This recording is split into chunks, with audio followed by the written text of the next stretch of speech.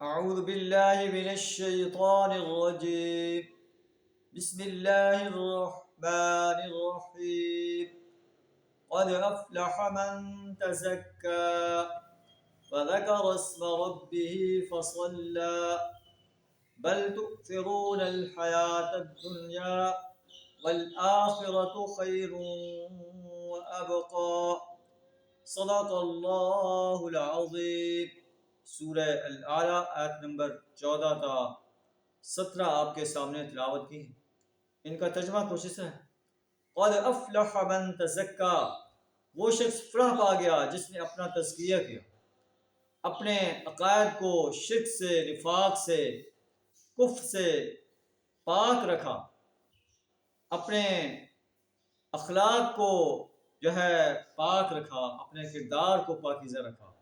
یہ انسان کامیاب ہو گیا۔ سورہ مومنون ہے، قد افلح المؤمنون، وہ مومن فلاح پا گئے، الذین هم فی صلاتهم خاشعون، جو اپنی نمازوں میں خشوع و خضوع اختیار کرتے ہیں، والذین هم عن اللغو معرضون، لغویات سے اراض کرتے ہیں، والذین هم للزکاة فاعلون، پاکیزگی کے کاموں پر عمل پیرا ہے، والذین هم لفروجہم حافظون، اپنی شرمگاہوں کی حفاظ کرتے ہیں، والذین هم لاماناتہم وعہدہم راعون، اپنے امانتوں کی جو ہے اور اپنے عہد کا پاس کرتے ہیں، والذین هم علی صلواتہم یحافظون، اپنی نمازوں کی حفاظ کرتے ہیں۔ یہاں بھی اللہ فرما رہا ہے قد افلح من تزکا، وہ شخص فلاح پا گیا، کامیاب ہو گیا جس نے اپنے تزکیہ کیا، وَذَكَرَ اسْمَ رَبِّهِ فَصَلَّى، اپنے رب کے نام کو یاد کرتا رہا، نماز پڑھتا رہا، بل تؤثرون الحیاۃ الدنیا، بلکہ تم دنیا کی زندگی کو ترجیح دیتے ہو، والآخرۃ خیر وابقی، حالانکہ آخرت بہتر ہے اور باقی رہنے والی ہے،